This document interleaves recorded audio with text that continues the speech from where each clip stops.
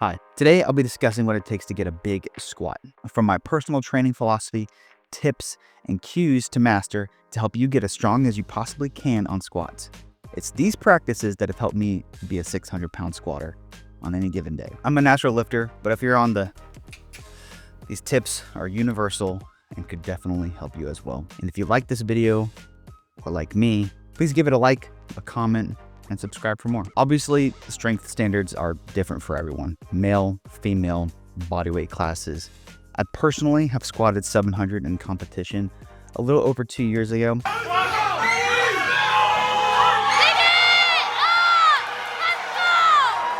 Though it was called for depth. Okay. But I call it a gym PR. My next best was either 661 or 666 pounds.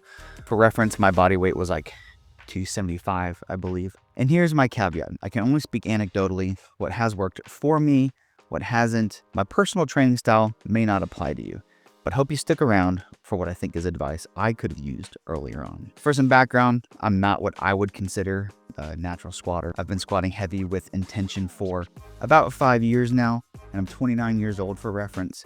However, I do feel like genetically, I've always had big legs and calves. Even when I was a kid and when I was a teen, I didn't really train legs. My dad calls our Welsh rugby genetics. So if you have really skinny legs, this video definitely still applies, but you may need to spend the years it takes to build big legs. To be clear, my training has definitely increased my leg size, but I feel they were always naturally big without much effort.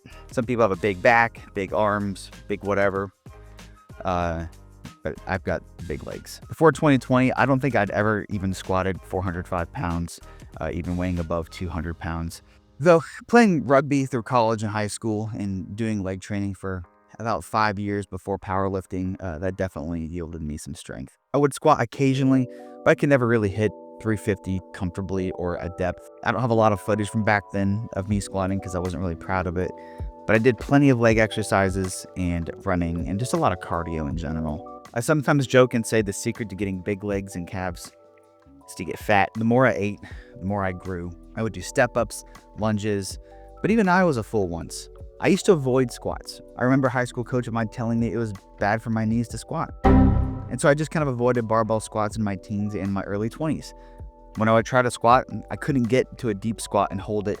My mobility was crap. Then I watched a lot of videos by a lot of different creators, and I kind of got over my fragile body mindset. By 2020, I watched all of Alan Thrall's YouTube videos, and his training style and his philosophy really resonated with my personal beliefs. So during COVID, and especially during lockdown, my little brother and I swore to each other we would be able to do deep bodyweight squats by the end of lockdown. So several times a day, every day, I would just practice and get into a deeper, more comfortable squat. And this helped me figure out my squat stance, which is pretty damn wide. Like I said, I watched a lot of Alan Thrall videos back then. Shout out Untamed Strength. So make sure you check out all his videos on squats, low bar and high bar. That's your homework after watching this video. There's probably some cue in one of his squat playlists that's going to help you. Before and after lockdown, I would only squat high bar. For the life of me, I couldn't get my shoulders into position for low bar. It was never comfortable. So I did high bar like all of 2020. And dumbly, I used knee wraps back then too instead of knee sleeves. Looking at my training notes from back then, I would typically back squat once a week and front squat once a week as well. Sometimes on different days, sometimes on the same day. I didn't really do a ton of accessories, maybe like split squats and here or there. But my philosophy is if you want to get better at a thing, you have to do more of that thing.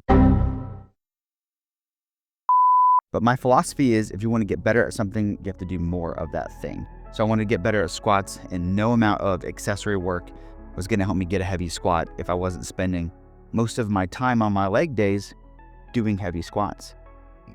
I'm fairly certain I reached a high bar 500-pound squat with the wraps. About a year of doing this. Eventually, I invested in actual knee sleeves when I realized the wraps were too much of an aid, and I wasn't really interested in equipped or wrapped powerlifting, so I just haven't used them since. Like I said, I really wanted to make the switch to low bar, but I couldn't do it at heavy weight. I wanted to keep pushing heavy no matter the cost. So I started incorporating low bar just into my warm-ups. I would do it without any weight, and each week I would push a little harder and go further into my warm-up sets with low bar. It was uncomfortable, but I just did it. And lo and behold, one day, it just clicked. It felt great, and I switched to low bar from then on out. I've rarely ever done high bar since then, unless it was an accessory lift. And honestly, I dread doing high bar now. My shoulder mobility sucks now, honestly, and it's way more comfortable doing low bar. And just speaking for myself, I'm much stronger for switching to low bar. So I'm not telling you to do low bar or high bar, but if you're afraid to make the switch from one to the other since it may impact your training, just ease into it like I did over a couple months by just incorporating it into warm-up sets. It doesn't have to feel great, but it'll help you get used to it. I also think there's a reason that the vast majority of powerlifters and heavy squatters do low bar squat, but not all. Probably a good idea to get good at both and then make your choice. Low bar for me became superior very quickly. The next thing I want to talk about, and this is for larger lifters like myself, is using a combo rack and moving the rack in. So most racks are just static. They don't do anything other than be a rack. A combo rack, on the other hand, is what you use at competition. It's used for squats and for bench press. Do you need this type of rack to squat big weight? Absolutely not. But I had terrible elbow pain and wrist pain for doing low bar for a long time. It interfered greatly with my bench press training. At some point, my coach told me to just set the rack with the arms going in. You can adjust most of these combo racks to do this. Voila, now I can get my hands outside of the rack. And this is important for me for several reasons. One, it helps tremendously with my elbow and wrist pain. Two, it's significantly more comfortable on my shoulders. And three, bear with me, this is kind of bro science, it really increases the contact between my body and the barbell, which leads into one of the cues I want to teach you now, which is to bend the bar. During your setup and before you even breathe and brace to unrack, squeeze the barbell hard, like as hard as possible, and try and bend it by moving your elbows downward. Like press the barbell into your skin like you could bend the barbell. It seems counterintuitive, but the more contact between you and the bar, the better. This keeps you tight. Lats, traps, delts, abs, way more activated. The barbell shouldn't be light and loose on your back. You and the barbell are one entity. I also try and give pressure with my back and push my back up into the barbell as well. It's like when someone breaks a stick over their knee, you push the stick downward and move your knee upward into it. It bends in the middle until it breaks. It's like that, but with the barbell. Like you're breaking the bar in half with your arms and your back. Unbelievable tightness. Totally locked in. Mastering that cue has significantly helped me increase my squat. Another concept I want you to really think about is it's all about energy efficiency when it comes to heavy weight or high RPE, especially with heavy singles and 1-rep maxes, but applies to lower weight and high reps as well. But if I'm going for a heavy single or a new PR, I'm all about saving as much energy as possible. So that is why you must master the 2-step walkout. Don't spend 5-10 seconds after you unrack to squat.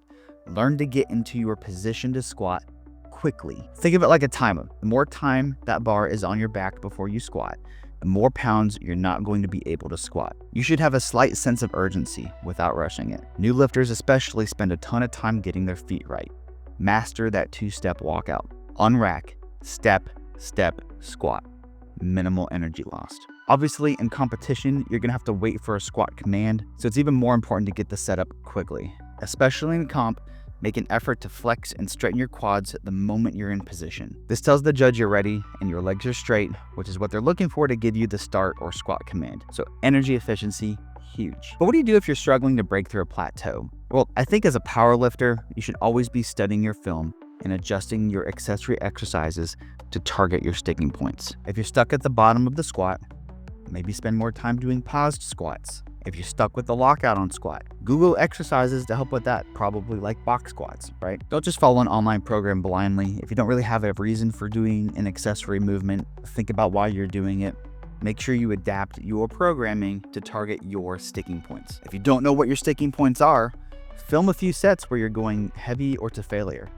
Where the weight slows down or where you fail, that's your sticking point. So find exercises that address your sticking points, put that into your next training block, and see if it's better by the time you start peaking or the next time you hit a 1-rep max. I'm not really gonna go over squat form in this video.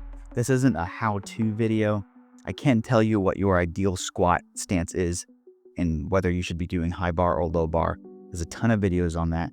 But I do want to emphasize the importance of the SSB bar, or the safety squat bar. I wish it was called something else. I don't believe it's inherently safer than other bars or forms of squatting, but it is easier on your shoulders. I don't want to go into too much detail. I think the safety squat bar deserves a whole video on its own. But my opinion is the SSB is a versatile, joint-friendly, and brutally effective bar that can improve your squat and even your deadlift and overall squat performance. It's a tool that powerlifters rely on to strengthen weak points, manage injuries, and increases upper back and core activation. So if you haven't added the SSB to your training, it's worth experimenting with. It can become a game changer for you and your squats. And for me, it's more difficult than a low bar, but it's a little bit easier than a high bar. I have a much harder time getting to 600s on SSB. It has a variation in bar path that is different. For me, it's somewhere in between a high bar and a low bar squat, so I'm able to work my quads a little bit more compared to low bar. I personally use it for my volume hypertrophy blocks and make the switch when I get close to peaking or when I'm in a strength block. Then when I switch back to low bar as I'm preparing for competition, I'm just the more stronger for it. Because it was so much easier on my shoulders as well, I'm able to push just a little harder on bench press than I normally would. It's also much easier to do good mornings on an SSB than on a barbell. So if you want to get in a little bit of extra hamstring work, that's my preferred bar to do that. However, if I go too long without putting a barbell on my back, then the next time I do low bar squats, it takes me like 2 or even 3 weeks to get back to where I was on low bar because the pressure is so much greater compared to safety squats. So maybe consider throwing in a couple heavy singles of low bar here and there so you remain used to the weight on your back. I definitely wouldn't make the switch from SSB to low bar with less than a month between me and the competition. That's a lot of info for what I said I'm not going to go into detail about. Anyway, let's talk a little bit about training frequency. Now, you may be surprised to learn I still only squat about once a week. Jeff Nippard recently had a video on like bro science versus science-based training and the minimum effective dose to gain muscle or strength or whatever. And it's actually only 4 sets a week is the minimal effective dose for a muscle. Now, when you do more than that, it gets exponentially better, right?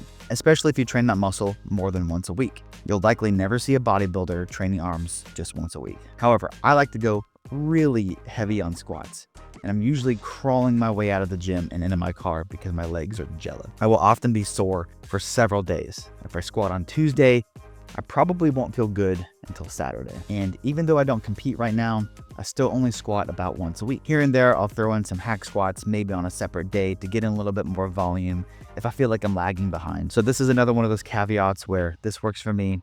I don't know if it'll work for you, but try experimenting with different training frequencies. If you go heavy like me and my philosophy resonates with you, maybe you're like me and you need more days in between your squats. So try going down to just once a week if you're pushing really heavy and you got a lot of fatigue built up from squats like myself. But if you're new to squats and you don't have the form down yet, or maybe you're trying to get much bigger legs, probably increasing your squat frequency is probably going to be your best friend. The devil's in the details on how to get a big 600-pound squat or whatever. To me, these are the main points. You've got to put in the years of effort. You probably need more musculature if you don't have the right size. Those are the hardest ones to fix because that just takes a ton of time in the gym and eating a crap ton of food, unless you're on the. However, whatever stage you are in squats, if you want to maximize your potential, you need to be obsessed with energy conservation, both during your setup, your 2-step walkout, and even when you're not training. I'm not telling you not to enjoy yourself when you go hiking or whatever, or hanging out with friends, but just make sure you get plenty of rest when you push really heavy. So be obsessed with energy conservation, but also at finding your sticking points and actually addressing those. If you're not doing that and you're just following online programs blindly, or maybe your coach can't explain to you why you're doing an accessory lift, you're probably doing a little bit of junk volume for getting a big squat, and you're never going to get as strong as you possibly can. Having a coach definitely helps. However, you can certainly start coaching yourself and understand what your staking points are. And you've got to practice heavy singles. Maybe not all the time, but certainly in the months before you compete. It's a completely different skill set than repping out a couple reps. And if you've never tried the safety squat bar, I highly recommend it. Start programming that if you have one available and you've never have before. It'll probably help with some sticking points and make you a better squatter for it. I hope this video has helped you. Everybody's journey is different. Mine is going to be completely different than yours. Don't play the game of comparison. There's plenty of dudes a lot smaller than me squatting a lot more weight. If you've reached a squat that you're really proud of, leave a comment and tell me what helped you get there. If you like this video, please subscribe so you can continue to see more content. I have a big goal of reaching 500 subscribers by this summer. Thanks for watching. Take care.